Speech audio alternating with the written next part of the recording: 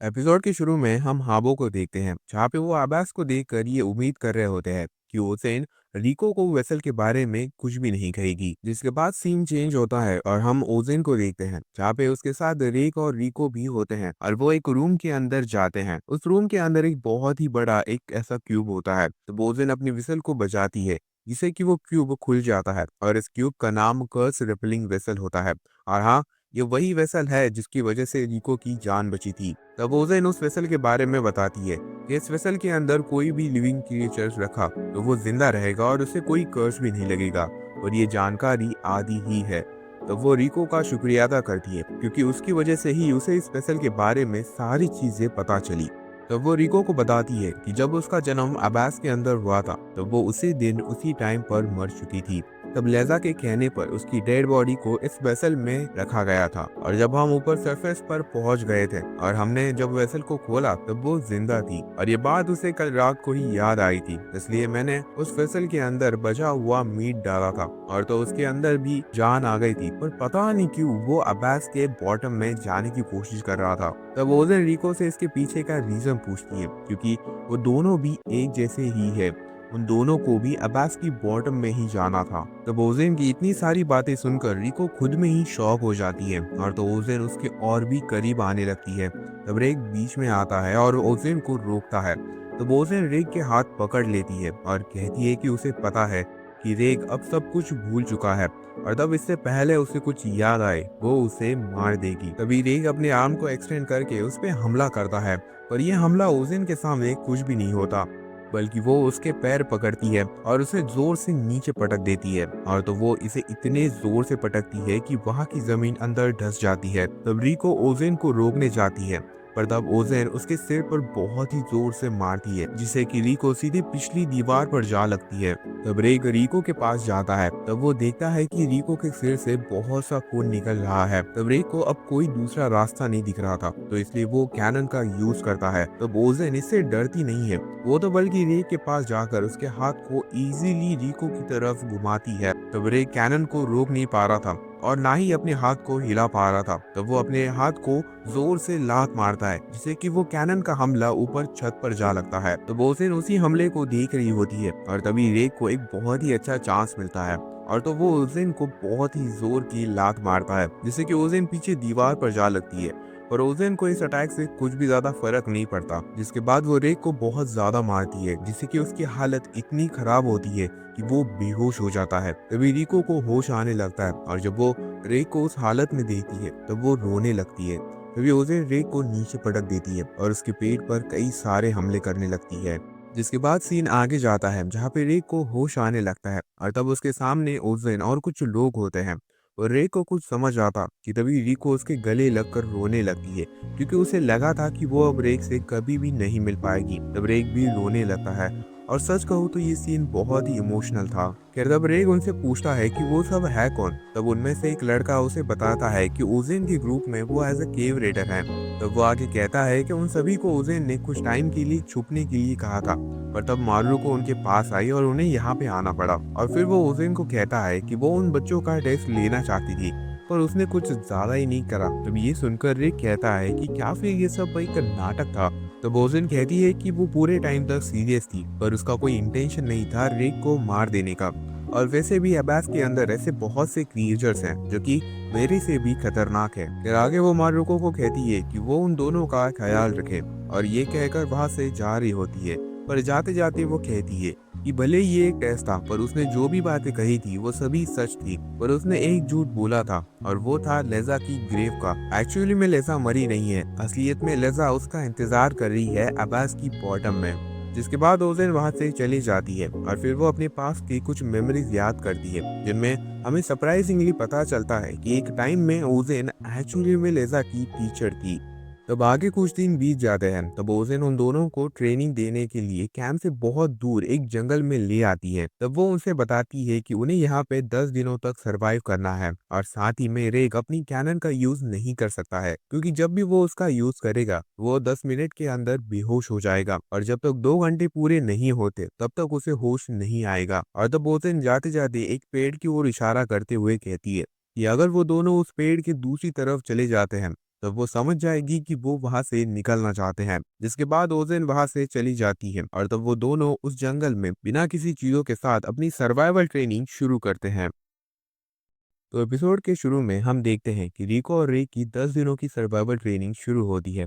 तब वो सर्वाइवल तो अच्छे से करते हैं, पर उन दोनों में जो कम्युनिकेशन और जो अंडरस्टैंडिंग है वहाँ पे थोड़ी दिक्कत होती है, क्योंकि उस जगह पर सनलाइट नहीं आती, तो वहाँ पे अंधेरा ही रहता है। जिसके कारण जब वो दोनों एक दूसरे से दूर चले जाते हैं तब वो वापस मिल नहीं पाते हैं। तब आगे 5 दिन पूरे होते हैं, तब वो दोनों प्लान बना रहे होते हैं जिससे कि वो वहाँ के एक खतरनाक जानवर को मार सके। जिसके बाद वो दोनों एक अच्छा सा प्लान बनाते हैं और उस प्लान को अच्छे से एग्जीक्यूट भी करते हैं, जिससे उस जानवर को वो मार पाते हैं। और ये सब दूर से ओजेन भी देख रही होती है। तब हम आगे देखते हैं जहाँ पे अब पूरे 10 दिन बीत चुके थे और उन दोनों की सर्वाइवल ट्रेनिंग भी कंप्लीट हो गई थी। जिसके बाद वो दोनों कैंप में चले जाते हैं। तब मारू को उनका स्वागत करती है, तब वो दोनों नहा लेते हैं। जिसके बाद मारू को उन्हें बताती है कि ओजेन उनके साथ खाना खाना चाहती है। जिसके बाद वो तीनों एक साथ खाना खाते हैं। तो ओजेन उन दोनों को अब्बास की एक इंटरेस्टिंग बात बताती है कि कई साल पहले ओजेन कुछ दिनों के लिए अब्बास के 5th लेयर में रुकी थी, और जब वो वापस ऊपर सरफेस पर गई थी तब वहां पे उसे पता चला कि वो कई महीनों से 5th लेयर में ही रुकी है। यानी जो अब्बास के बॉटम की जो टाइमलाइन है वो थोड़ी मेस्ड अप है। फिर आगे वो कहती है कि ऊपर सरफेस के 10 साल जब बीत चुके होंगे तब अब्बास के बॉटम में कुछ ही साल बीते होंगे,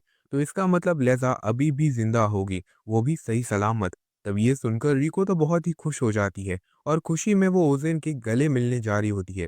पर शायद से ओजेन को ये सब पसंद नहीं होता। फिर आगे वो उन्हें वार्निंग देती है कि 5th लेयर में 3 वाइट विसल वाले लोग हैं जो कि उनके साथ कुछ भी कर सकते हैं, इसलिए वो 5th लेयर में ज्यादा टाइम तक ना रुके। तब आगे उनका खाना हो जाता है। तब ओजेन उन्हें अपने पीछे आने के लिए कहती है और तब वो उन्हें पिकैक्स देती है, और ये पिकैक्स लेज़ा की है।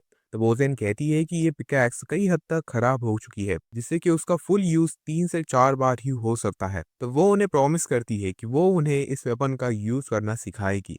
जिसके बाद ओजेन उन्हें कहती है कि अब जो बातें वो उन्हें बताएगी वो किसी को भी ना बताए, और तब ओजेन उन्हें कई सारी बातें बताती है जो कि ऑब्वियसली हमें नहीं बताई जाती। तब आगे कुछ दिन बीत जाते हैं जहाँ पे अब रेक और रिको अपनी जर्नी कंटिन्यू करते हैं। तब उन्हें अलविदा करने के लिए ओजेन तो नहीं आती है, पर उसके ग्रुप के हर एक मेंबर वहाँ पे होते हैं। तब वो उन्हें अलविदा करते हैं, पर जब वो मारुको को अलविदा करते हैं तब मारुको उनके पास जाती है और उन्हें बताती है कि वो सभी लोगों को खुशी के साथ अलविदा करती है, पर आज उसके लिए ये कह पाना भी बहुत ही मुश्किल है। और फिर वो रोने लगती है। तभी सीन ओजेन पर आता है जहाँ पे उसने जैसा सोचा था वैसे ही रेक और रिको ने केव रीडिंग के उन स्किल्स को बहुत ही कम टाइम में अच्छे से सीख लिया था। तो ओजेन उस टाइम को याद करती है जब उसने और लेजा ने रिको को ऊपर सरफेस तक लाया था। तब लेजा ने किसी को भी ये ज्यादा बताया नहीं था कि रिको उसकी बेटी है, क्योंकि जब लेजा अब्बास के अंदर होगी तब कुछ लोग रिको को किडनैप भी कर सकते हैं, इसलिए ये एक सीक्रेट रखा जाता है। फिर तब लेजा वापस अब्बास के अंदर जाने वाली थी, क्योंकि उसे ये पता था कि अगर वो रिको के पास रुकी तो वो वापस अब्बास के अंदर नहीं जा पाएगी, इसलिए ही उसने रिको को एक ऑर्फनेज में रखा होता है। फिर लेजा ओजेन को कहती है कि अगर रिको कभी फ्यूचर में अब्बास के बॉटम में जाना चाहती होगी और अगर वो कभी उससे मिले तो उसे ये जरूर बताना कि उसका जन्म आखिर कैसे हुआ था। देखो, लेजा रिको को ये बताकर उसे दुखी नहीं करना चाहती थी, वो तो बस चाहती थी कि रिको समझे कि उसका जिंदा रहना किसी प्लान का हिस्सा नहीं था और ना ही कोई एक्सीडेंट था, बल्कि ये एक एक्स्ट्रा ऑर्डिनरी मिरेकल था। और तभी एपिसोड के एंड में हम देखते हैं कि रिको और रेक मारुको और उन सभी को अलविदा करके अपने आगे के सफर के लिए निकल जाते हैं, और ये एपिसोड यहीं पे एंड होता है। तो एपिसोड के शुरू में हम देखते हैं कि वो दोनों 3rd layer the great fall के एंट्रेंस गेट तक पहुंच जाते हैं, जहाँ पे एक बहुत ही बड़ा होल होता है जो कि 4000 मीटर से भी ज्यादा गहरा था। तो वो दोनों ओजेन के बताए हुए रास्ते से जाते हैं, जो कि उसके बाजू में छोटी सी केव होती है जहाँ से ये सारे केव रेडर्स अंदर जाते हैं। तब वो धीरे धीरे वहां से जा रहे होते हैं। खैर, कुछ देर के बाद वो एक बहुत ही बड़ी गुफा में पहुंच जाते हैं, और तब वो दोनों वहां पे कुछ देर के लिए ब्रेक लेने वाले थे। पर वहां पे एक बहुत ही बड़ा बर्ड सो रहा था, पर तब वो उनकी आवाज से उठ जाता है और उसका वो रिको पर हमला करता है। तभी रेक उसे बचा लेता है। तो वो बर्ड उन पे वापस हमला करने वाला था।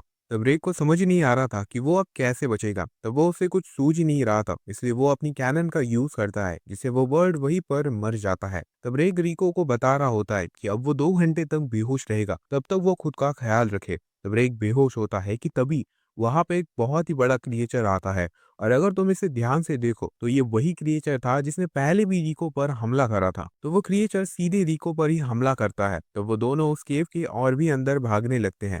जैसे जैसे वो केव के अंदर जा रहे होते हैं, वो केव और भी छोटी होने लगती है, जिससे कि वो क्रिएचर अंदर नहीं आ पाता, जिससे वो दोनों बच जाते हैं। पर तभी रिक बेहोश हो जाता है। तब रिको को भूख लगी थी, तब रिको रेक को खींचकर उस केव के और भी अंदर जाने लगती है। थोड़ी देर बाद रिको को किसी फ्रूट की स्मेल आ रही थी, तो वो उस स्मेल के और जाने लगती है और कुछ देर चलने के बाद ही उस स्मेल के पास वो पहुंच जाती है। पर वहां पे एक भी फ्रूट नहीं था और तो जो स्मेल आ रही थी वो भी जमीन के अंदर से आ रही थी। पर तब रिको को कुछ समझ नहीं आ रहा था कि तभी उसके पैर की जमीन खुल जाती है और वो दोनों भी नीचे गिरते हैं और वहां पे एक अजीब सा लिक्विड था। तभी रिको समझ जाती है कि वो अभी एक क्रिएचर के पेट के अंदर है। तभी बिना ज्यादा टाइम लगाए रिको अपने पास का चाकू निकालती है और उस क्रिएचर के पेट फाड़ देती है। तो वो दोनों सही सलामत बाहर आ जाते हैं। पर तब उनके चारों ओर छोटे छोटे क्रिएचर आ जाते हैं। तब रिको समझ जाती है कि जब वो उस क्रिएचर के पेट में थी, उन दोनों के शरीर से उसी फ्रूट की स्मेल आ रही होगी। तभी वो छोटे क्रिएचर्स उन दोनों पर हमला करते हैं। पर तब रिको जैसे जैसे करके रेक के साथ वहां से भाग जाती है। फिर कुछ देर के बाद वो एक बहुत ही बड़ी केव के अंदर पहुंच जाते हैं। तब रिको बहुत ज्यादा थक गई थी, तो वो वहां पे लेट जाती है कि तभी वहां पे एक बहुत ही बड़ा क्रिएचर आ जाता है, जिसे देखकर रिको तो बहुत ही फ्रस्ट्रेट हो जाती है। और तब वो गुस्से में उसी पिकैक्स को निकालती है जो कि ओजे ने दी थी। तो वो उस पिकैक्स के साथ लड़ने के लिए रेडी हो जाती है। पर तभी रेक होश में आ जाता है और सारी चीजें समझकर वो रिको से पिकैक्स लेता है और उस पिकैक्स का फुल पावर के साथ यूज करके उस क्रिएचर पर मारता है, जिससे उस क्रिएचर को बहुत ज्यादा चोट लगती है और वो वहां से भाग जाता है। फिर रिको रेक के पास जाती है और उसे कहती है कि अगर वो उसके साथ नहीं आता तो खुद से ये सफर वो कभी पूरा नहीं कर पाती। और फिर वो उसे थैंक यू कहती है उन सभी चीजों के लिए जो कि रेग ने उसके लिए की थी। खैर, एपिसोड के एंड में हम देखते हैं कि वो दोनों फोर्थ लेयर गॉबलेट्स ऑफ जायंट तक पहुंच जाते हैं और तभी ये एपिसोड यहीं पे एंड होता है।